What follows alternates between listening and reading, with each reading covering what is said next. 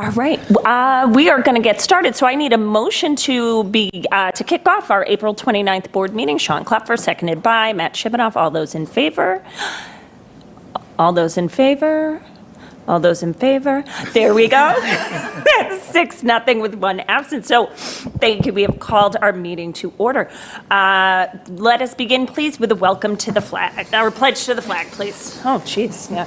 I pledge allegiance to the flag of the United States of America and to the republic for which it stands, one nation, under God, indivisible, with liberty and justice for all.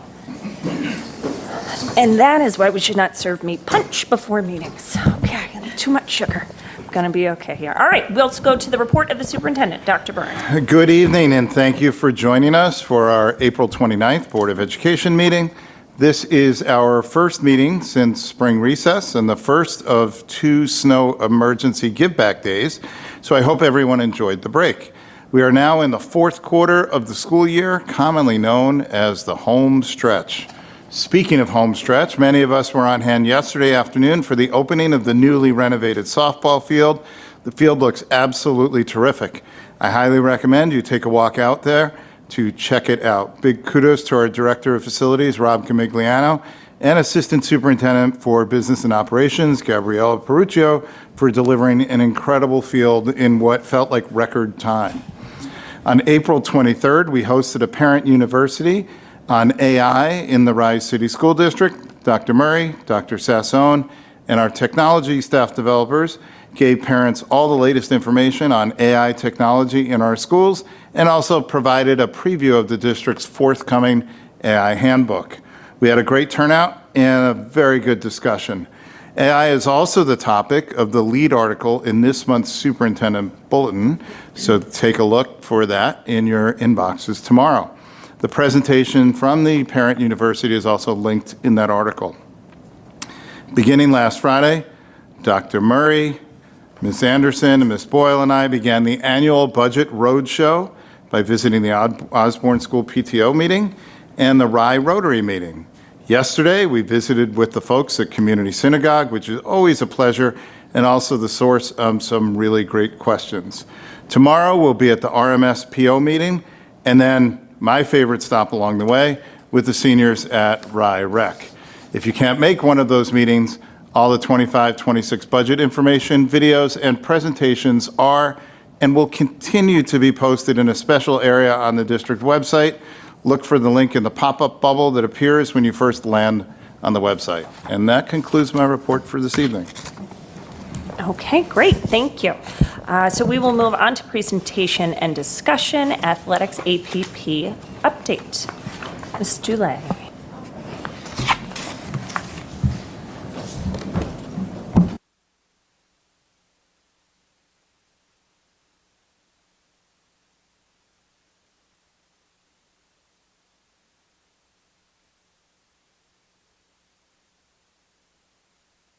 So thank you for having me. This is just another brief update on the state of athletics, specific to athletic placement process and policy. Just to keep an eye on this, this is an ever-changing policy that we established in 2021. Again, we start all of our presentations this evening listening to Dr. Murray kick off her speech about the Rye commitment. It's a nice reflection every time we do anything related, especially in my world of student athletes. So looking at the update, I just shared some information with the community and the board, just kind of, again, I always like to look at the data of how many students are participating. You can see that are listed there for the high school. Again, these are not individual students. Some of these are repetitive because they're fall, winter, and spring. But you can see clearly that majority of our students are participating in some form of interscholastic athletics. Once again, so far our fall and winter teams are scholar athlete teams. Again, that means that a percentage of the roster has combined to 90 or better, and we're hopeful for the spring. Big game tomorrow. Unified basketball kickoff at 1:50. We're asking people to come to the gymnasium so we can start around 1:55 versus Port Chester. We're looking forward to that. I listed challenges again this year, but we're getting better. Every year gets a little bit better with transportation and officials, dependent on the level, and we're thankful for our coaches and our families' communication pathways that we use for that. I list their school classifications. Again, I know that the public has opportunity to see this, but for board members that have any questions as to how sports are deemed a particular classification, I'll just click on it quickly so you can see.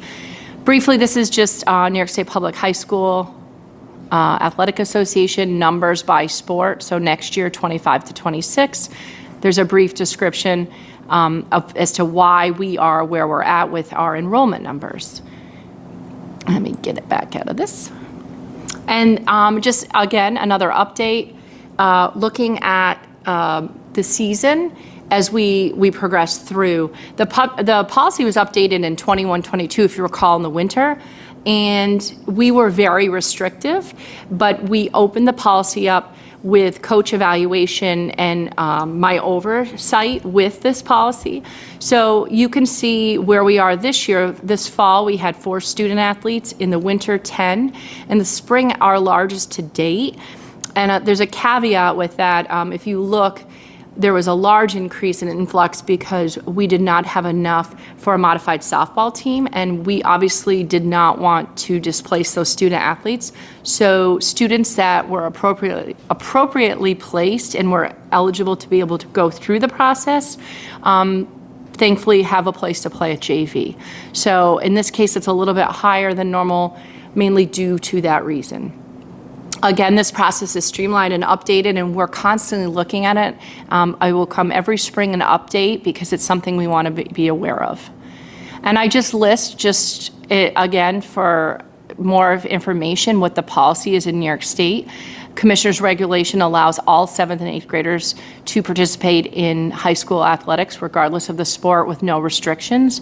I love that we as a community and as a school district, along with our board and our policy, has some opportunity for students, but it's not wide open. And for the most part, in my 4 years since this has changed, it's something that we constantly look at, again, following the process, and I feel anyways, looking at it now, that we're doing a good job with it. Any questions? I do. So one of the questions it relates to the idea of students who are able to, when we go back to the placement process. Yep. And so we need a coach recommendation Yep. and the evaluation. Yep. So I think about students who are new to RIE. Yes.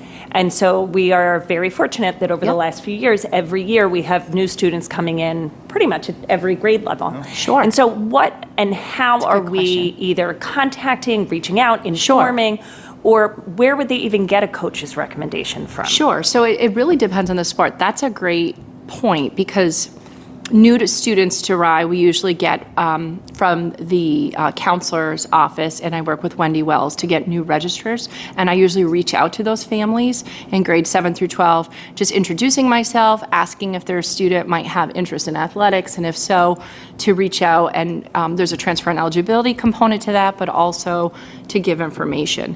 But also, students like the sport of tennis, let's use that. We don't have a modified tennis team. So if a student in 8th grade has interest in tennis, what we do is our tennis coaches work with, if a parent reaches out, for example, in this case, and says, my child plays tennis, this is where they play, our coaches work with coaches outside of RIE to get scores, to get an idea, again, to just put them through the process. And then once evaluated, if it's acceptable to place them there, they have stayed. We have had student athletes that have not when they've went through the process, because through the process, it's an evaluation. If the student is an appropriate place, then obviously we would not keep them in that scenario, because that is the key to this, is appropriate placement. And Susan, it can also come through the tryout process for the sport, correct? Exactly. If And- a coach notices a 100%. particular aptitude on a new student that they may not be familiar with, 100%, and that has they can happened. make that recommendation. Because we don't want to give false hope. And so when I do the tests with the student athletes, when we get to the physical piece, I have a conversation about our policy and what that states, and that they need to understand they may be wonderful at the sport, but for example, if it's a JV sport, that there is an opportunity if we do have to make cuts that they are not eligible for JV and that they would have an eligibility at a modified level that has nothing to do with them, but this is our policy and why. And when we get a little deeper into that with these other sports that don't have modified, it really is an opportunity for coaches to go through the tryout process to see where that student is if they don't know them. Good question. Great. I think that's very helpful. Thank you. Are there other questions of the board? I had a quick question Yeah. about the school classification. Sorry Yeah. if you mentioned this and I didn't hear No, you. that's okay. Is this evaluated every year? So it's by It looks like it sport. says it was in October, and so it's by sport and by I can go back to it. student, number of students? Yep. And So a could lot you of just explain it just yeah, a of little course, bit? because I know a lot last of year we were people- in a different Yeah. division, and now and so every year are we evaluating So your this? 16 classification sports are your AAA to D, when you have 6 of those levels. And so those are your boys soccer, girls soccer, baseball, softball, and basketball. And so if you look, the difference between, let's use like boys soccer and girls soccer, the numbers are different. These numbers are based upon the number of schools. We do a participation survey, and at the end of our survey, at the end of this year, the state collects how many teams are in that sport. And then once we identify how many teams there are, the state association sports use a formula to come up with a percentage at the top, a percentage at the bottom, and they try to balance the middle, so to speak. So that's why they will change every year, because some schools may not have a sport and others there may be an increase. So boys and girls basketball is a great one. We're a AA. We've traditionally been an A. The schools that were traditionally B are now A, because it's just broadened the scope. So those state associations, every year, those sports, we vote on that depending on the season. So this July, we'll vote on, I believe, the winter season numbers, if you will. And Susan, I know one I read about in the media not long ago was Yeah. Somers. Yep. They were reclassified to a lower A B. class, but then they They convinced bumped up on another a school merger. to merge with them, and so they bumped back up to A? Yes. So there's a formula for that as well. We're merged in individual sports, but if we were in a team sport, there's a formula for that. So we would never merge with a team, for example, and get bumped to AAA. So that is why that happened. Thank you. But this is always, if you're ever, please feel free to reach out anytime, but this is always on the New York State Public website, because it's an often confusing thing, which I completely understand is confusing for all of us at times even. But a lot of people think it's based on your ability when it's completely based on enrollment. Got it. Thank you. You're welcome. Any others? I have Yes. one, Yeah. and it's certainly not something to answer for tonight, but I think it might be, it just might be interesting to look at when we're looking at the numbers of students, especially because the spring seems to be trends a little higher. Yep. I'd be interested to know how many 7th graders versus 8th graders Yep. are we? I have that. Are I we can looking share. at? It doesn't have to be Yeah. answered tonight, but just as Yeah. a follow-up. Especially considering that there's limitations on the types of sports that. a So what 7th I grader can be share with involved you, in. Jen, is that 7th graders up until this year have been your individual sports where there's no modified. Okay. Because we've never taken 7th graders into team sports because of just what you said, the cut policy piece.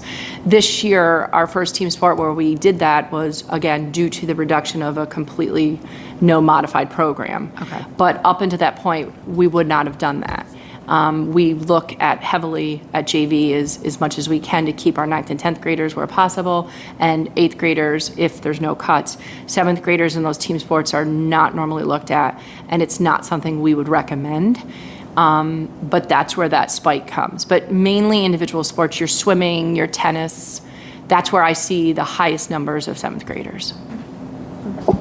And Susan, was it also softball last spring from your recollection? We had a good chunk, yes, in my recollection of. Because we were 19 Yeah. last spring and 32 this I year. believe it was like 5 in boys lacrosse, 5 in girls lacrosse last year, and like 3 on JV baseball maybe, and then the rest were on softball. But softball traditionally runs a little bit higher with the 8th graders.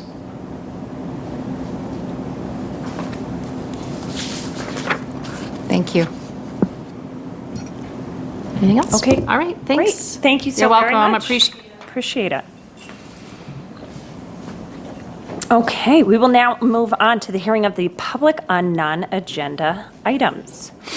We welcome and encourage our community members to address the board at this time. Please come to the podium, state your name, address, and if you are representing an organization. To ensure everyone has the opportunity to speak, please limit your remarks to 3 minutes. I would ask the district clerk to set a timer for 3 minutes, so if you hear the timer, please wrap it up. The board is here to listen. The public comment period is not designed to be a discussion. So please understand that we may not respond to your comments or questions at this time. We take your comments seriously and may need more time to process and research an issue. We will ensure questions will be addressed by the appropriate staff member or possibly answered at a future board meeting. We will not entertain comments regarding individual students or district personnel, as these are protected under state and federal privacy laws. Please know that we take personnel concerns very seriously. On these matters, we would ask you to follow the appropriate administrative channels. As a reminder, the community may submit written comments at any time to the board by sending those to rcsdboard@riseschools.org. Anyone who would like to come forward?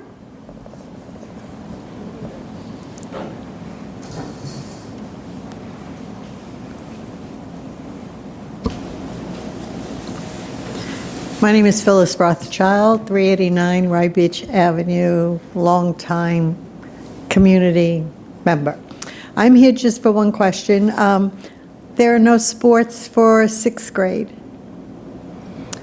that are listed. Do we have sports for 6th grade students? Ms. Dulay?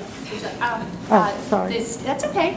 Our state education department is for 7th grade and 8th grade for modified for middle school, and then for high school, it's a 9 through 12 usually. We do offer club sports for the Okay. middle school as an opportunity, but it's not a competitive sport with New York State. But Good that's question. 6th grade, though? Yeah.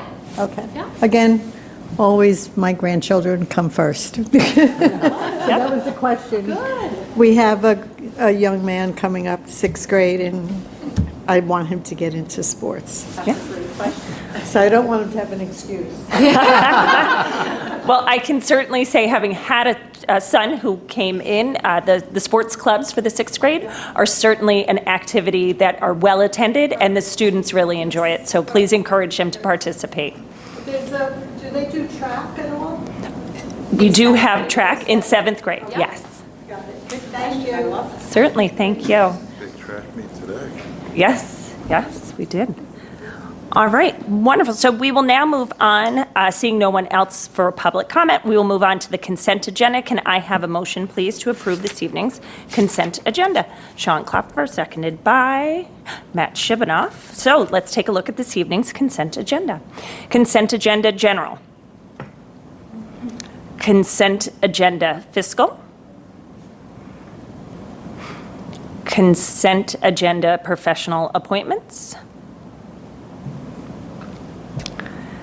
Consent agenda classified appointments. Consent agenda pupil personnel services and special education. And consent agenda curriculum instruction and assessment. Okay, seeing no questions, can I have a vote, please, to approve this evening's consent agenda? All those in favor? That would be 6-0 with 1 absent. So on this evening's consent agenda, we have We have approval of our election workers. And so I want to give a big thank you to all of our members of the community who work hard on May 20th to support the voting that takes place at the schools for our school budget and trustee election. It is not something that can be done without our community members, and we are very grateful for your work and effort on that day. It's a long day. I put in a plug for voting, 6 a.m. to 9 p.m. in the middle school gym. It's a long day, and these community members are wonderful workers and really help to make a smooth system. So please make sure you go and support our community election workers by showing up that day. We have an RFP awarded for our public information officer to Sarah Derman. We are always trying to connect and communicate with our community. It is a key to our long-term success as a district, and we are fortunate to be able to continue to work with Sarah Derman in that effort. We have an approval of a gift for Milton School in the amount of $6,500 to support Mangum Recess Program. This program helps support activities and shared experiences for students during recess, all while helping to move. My favorite, those big muscles. You got to get those out so you can learn and pay attention in class. So we thank Milton School for their support.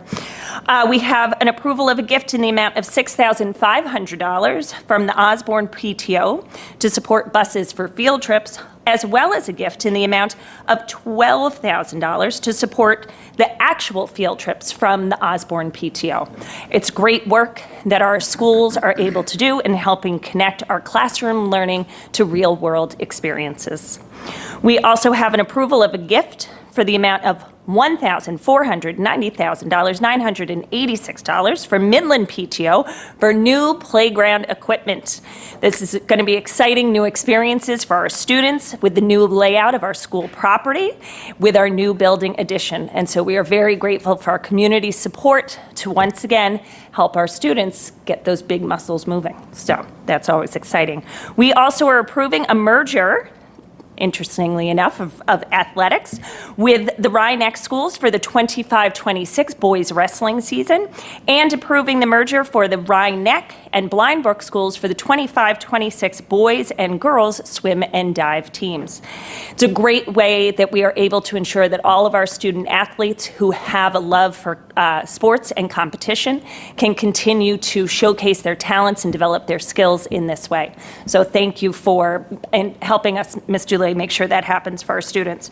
We have lots of personnel moves, but we want to make sure that we draw attention to Ms. Emily Trupia, who is going to be joining us this next school year as a .7 physical education teacher at Midland School. Congratulations and welcome. Ms. Trupia is here with us currently as a long-term leave replacement, and so it's always exciting for us to be able to find talent who comes to us and is able to stay with us, so welcome. We have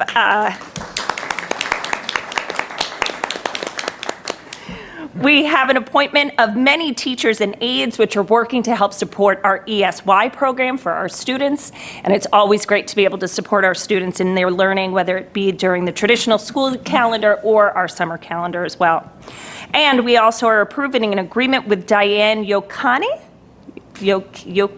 for the AI workshop for teachers.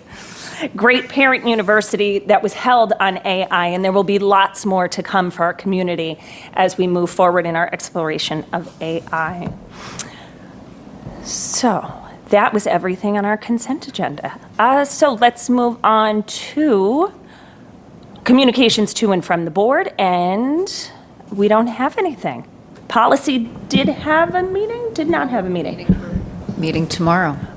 All right, so I we can, look. I can share one exciting little tidbit from pedestrian safety. Oh, excellent. Breaking news. Ooh, along do. Milton and Oakland Beach Avenue, Yeah. there is a crosswalk that has been upgraded that I believe the Milton PTO has been asking for quite some time. Yes. So now, similar to what we have at Midland Appowamus, if you push the button, once it goes through, all lights will turn red, so you can do a double cross, don't need to worry about cars.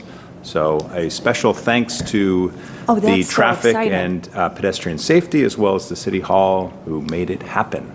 Yeah, that is, as a past Milton Yes. parent, that has been on the tickler list for eons, and it is a big safety concern, because you have the deli there, and you have a lot of activity, and then you have the fields, and so that's really exciting news. Thank I you. think you may have mentioned it to me at the reception when I was appointed superintendent. I mean, one of many things. So many things. All right, that is great news. Thank you for sharing. Any other communications to and from the board? Jane, we also have the Health and Safety Committee meeting coming up this month before our next meeting, as well as Audit Committee. I do have audit on my calendar, and have you been able to, you've touched base with the board member who's health and safety? They know? The invites went out, but I will. Perfect. Yep. There we go. That's all we needed. Yep. All right, great. Okay, so no other communications to and from the board. We will be adjourning into executive session at this time. So I will need in just a moment to have that motion done, but I will say just while we're here out in public that we will have our next meeting, which will be our budget hearing, which will take place on May 6th, which is a Tuesday. We will be adjourning into executive session, and we will not be coming back out. So this ends our public portion of the meeting. If I can have a motion to adjourn into executive session. Matt Shibanoff, seconded by Sean Klaffer. All those in favor? 6-0. Thank you.